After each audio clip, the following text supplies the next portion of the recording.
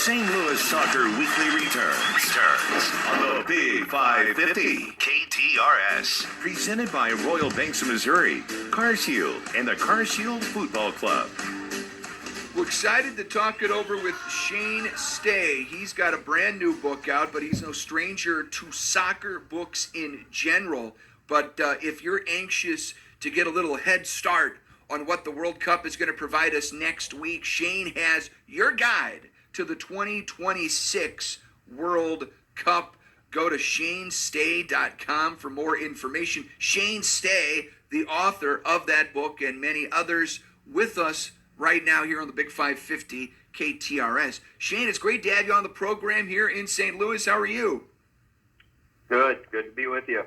We appreciate you taking the time and excited to talk about the book because it obviously, it doesn't get much better than being able to just immerse yourself in information about this upcoming World Cup, and your book is gonna take us right into it, really. Certainly, yeah, and it's available where good books are sold: Amazon, Barnes and Noble, and Books A Million. And one thing I was noticing with the World Cup is the absence of seats for the U.S.'s first game coming up here, and the prices for some of these seats are very interesting, if you will. I'm no mathematician, but I did some math here, and option A was for one seat, $1,940, and that's option A. That's the cheaper. I'll get to B in a sec. But typically 3 people kind of go to a game together, right? So maybe 2, 3, 4. Hopefully not 4 in this case. Because if you multiply that times 3, that's $5,820 for one game. And if those 3 people, like a family, a mom, dad, and a kid or something like that, wanted to go to 3 games, that would be $17,460 for option A. Option B, by the way, is $2,735 a seat, which would be if 3 people went to one game, it would be $8,205. If those 3 people went to 3 games, for example, really taking the experience, it would be $24,615. I don't know about you, but that's a lot of socks I could buy at Brooks Brothers and Sisters over in Chesterfield. Shane, with that being said, there's been so much anticipation and excitement with the World Cup coming back here since, 1994, it was an amazing thing that happened. It was just, the country was captivated by it. Because of what's going on with the pricing situation, is that's going to mar this World Cup? It might a little bit. I think there's great excitement, like never before at the same time, too. But as many people know, in 1994, which I've included in some of my books, that is still the record holder for attendance when the U.S. hosted in 94. So, this one still could do well, obviously, and it's going to be as exciting as ever. But, those tickets are pretty outrageous, especially people in the Midwest. People here in the Midwest, they like their math and money, and they like H.W. Kia, and their tickets affordable, for God's sake. So I don't know what they're thinking with the prices, but, also one thing that's interesting with the excitement level is there's only one Midwest city hosting, and that's Kansas City. And I find that really interesting because in 94, there were a couple Midwest cities, including Chicago, Detroit, as people remember, but no St. Louis this time, no Chicago, Detroit, Cincinnati, Nashville, all big soccer cities. And the only one is Kansas City, which is pretty interesting. So I don't know if that would affect sales overall, too. But I imagine things are still going to be exciting for the World Cup, though. This is not your first foray into writing a guide about the World Cup. Take us back. When was your first book into the World Cup, and what was the preface of that? What got you into putting together a guide for the World Cup? Well, that came about after my first book, Why American Soccer Isn't There Yet. And despite the title, I mean, that's really a straightforward book about, I think that someday the U.S. is going to win the World Cup, but we're there, quote unquote, when we win the World Cup. And we haven't done that yet. So we're number one in the Olympics for gold medals, and we're the number one sports country on earth for everything except for men's soccer. We need to win that World Cup. So after that book came out, Meyer Myers Sport approached me and they asked me to write a book about the 2018 World Cup, and that was called the World Cup 2018 book. So that came together. I wrote that in 2017, essentially, and that covered the 2018 World Cup. And then from there, a book was written about the 2019 Women's World Cup. And then most recently, the 2022 World Cup. I wrote that book as well. And now, of course, Your Guide to the 2026 World Cup book is out. For the folks that are listening, what can they find in this book? Give us some hints of what we can find and what we can learn from this book that will help us get through this World Cup. Certainly. So all 48 teams and then some are listed in this one. So what a lot of people probably know, and for those that don't know, the tournament size with teams over the years has varied back and forth, and there's been 32 teams, less than that, and so on and so forth. So this is the first World Cup ever to have 48 teams. So that's a lot. That's like a big deal. So we have 48 teams for this tournament. And it's also the first tournament ever for a World Cup to include 3 host nations, Mexico, United States, and Canada. So then after this, they're going to try that again with Spain, Portugal, and Morocco. But right now, this is the first for a tri-hosting event. So those are definitely included in there. And, another thing that we include, obviously, would be the teams, the breakdown of the players, the star players, coaches, analysis, what to expect from the teams, some history, the stadiums as well. So each individual stadium is highlighted and little things around the stadiums like bars where people can go and all that sort of thing. So, a lot of the action takes place outside the games, after the games, at the bars, and, people want to go drink and all those sorts of things. So definitely all that and then some. Shane Stay is our guest. His book is Your Guide to the 2026 World Cup. ShaneStay.com is all the information. And again, Amazon, Barnes & Noble all have the book and available whether you want to walk in or order it online. And Shane, you talk about your first book and looking at the 2018 World Cup. I just stumbled across here a day or so ago the video clip of Taylor Twellman ripping the U.S. team when they lost to Trinidad and Tobago and missed out on qualifying for the World Cup. You talked about the U.S. eventually winning the World Cup, which would be the ultimate maybe in sporting accomplishments in this country if and when it happens. So my question to you right now in your analysis and in putting this year's book together, how close do you think the U.S. is? All right, I like that question a lot, and I think with me not as coach, they have some problems. I've been trying to be coach for many, many years of the team, so unsuccessfully, obviously, and but I'm still trying. And for many years, I've said, look, if I'm coach, I'm going to have my assistants, and those would be Shaquille O'Neal and Owen Wilson, and Shaq would double his goalie for obvious reasons, but maybe throw in Toby Keith. I don't know, something country. But my point is, all I need is 3 months, and the following, well, I'm serious about those coaches, but the following I'm very serious about. I think I could take a team from my recruiting from St. Louis with 3 months training and beat the national team right now. I really firmly believe that. And I think that this team, by the way, it's always an athletic team, And so there's always good players on every team, all the way back from Pat McBride to Al Trost, Ty Keogh, Steve Petcher, all the way through Tab Ramos and Taylor Twellman's time there and Clint Dempsey, et cetera. So there's always athletic players, by the way, that I think can win the World Cup. But there's something about soccer in us. There's some inner mechanism that somehow holds us back. That's our one sport, that we're waiting to get the last trophy for our trophy case. So I think this team has, it's going to be exciting. There's no more exciting time than right now for U.S. soccer fans, I think, because we're trying to get that one last trophy. So it's actually an underdog situation we're in with one sport finally.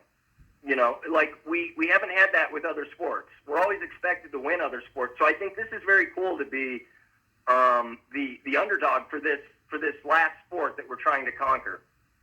So the team has a chance to get into the second round, and we'll see from there. But they need to put points on the board. They need to get some scores going. I think that I'm curious your take on the team, but I think that the front five or so, if I, given the players that they chose for this team, if I were to inherit those players, I like Pulisic, Aronson, Weah, Reyna, and Zendejas is a strong combination up front. I think that they're actually a really good front five combination if they're allowed to play at the same time together. And then Dest behind them is a good outside defender, and Tim Ream of St. Louis, who's still on the team despite his age at 38, is, I think, a phenomenal center defender still. And I would still start Tim Ream because he's really good at distribution from the back. He's very good at precise passing, not just passing, but precise passing with an idea to keep things going and a good flow for possession and momentum that builds from there, which is absolutely necessary from your defenders because they usually get the most touches on the ball to help out the forwards and the midfielders. Well, you have our vote for coach. So Thank you. We're pulling. It's about time. I've been starting. waiting. Yeah. And it sounds like Mauricio Pochettino will be departing after this World Cup. So there's a good shot for you for 2030. I don't know whether that'll affect your writing of the 2030 World Cup guide, but we're going to give you our vote. Let me ask you this. As you've done this research on these World Cup, are there any fun facts or things that surprised you that you learned about the World Cup itself? Sure, a number of things. By the way, if we use that endorsement, don't be surprised. I think that might help get me to be coach. So that very well could be out there online. I appreciate it. Always looking for some endorsement. It's a goal. It's not really attainable, but it's worth a shot. I think that one thing that stands out for me is things that I've learned and watched about. So I got to give credit to Deej, a friend of mine. We came up with some of the following here together. And I've noticed more recently in time something, well, I'll start with this. The hospital pass, the cursed pass, and the atomic pass. So everybody knows essentially what a hospital pass is. If you don't, or if you do, I'll refresh everybody's memory here. That's when I pass to you, for instance, I lead you with a pass, which is usually good. You want to lead the player typically. But it sets him up to get crushed with a tackle by another opposing player, right? So that's a hospital pass. So a cursed pass that I found in recent years, noticing these things with World Cups and international games in particular, if I pass to you and you possess the ball, even momentarily, or if you dribble a little bit, whatever, and then you lose the ball somehow, either you lose it through a dribble or somebody steals it from you, or you pass it errantly, that's a cursed pass on me, the original person who passed you the ball. And so that's a cursed pass. And then lastly, an atomic pass would be, and by the way, cursed passes, I think, are something that maybe people want to watch for extensively because they happen quite a bit. And if your team is going downhill, it might be attributed to a cursed pass by some of your players. But an atomic pass is when you receive a pass and then somehow you turn it into your own hospital pass, if that makes sense. So it's very seldom that an atomic pass occurs. But those things I've noticed recently, as I said, with in particular the curse pass, is things to watch for and things that I've picked up on. And I think there should be a stat for that curse pass, honestly. because they happen more often than you think, and they really will determine games over a long stretch. On a serious note, when teams give many more curse passes or CPs than they should. And somehow that pass originating from that player that sets his teammate up for failure eventually is wrong somehow. So there's something inherent in that pass that is flawed. And so I picked up on those a little bit over time.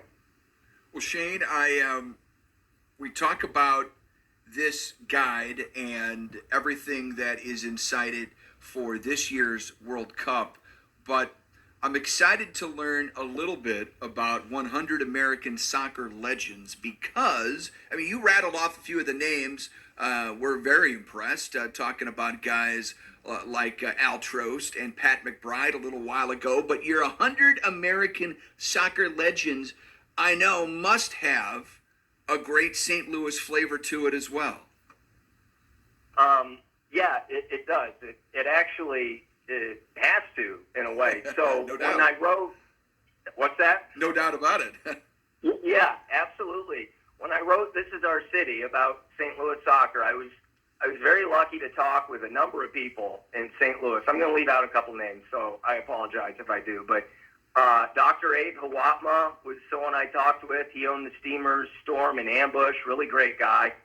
Learned a lot from him. Pat McBride, talked with him. Al Trost, DJ Newsom, Jim Leaker, the president of St. Louis Soccer Hall of Fame, Ron Jacober, Vince Drake, Gene Baker, and Dan King, Dipper, known in some circles Dipper. So a ton of guys I talked with, and Ed Gedemeyer, can't leave him out, former GM of the Ambush.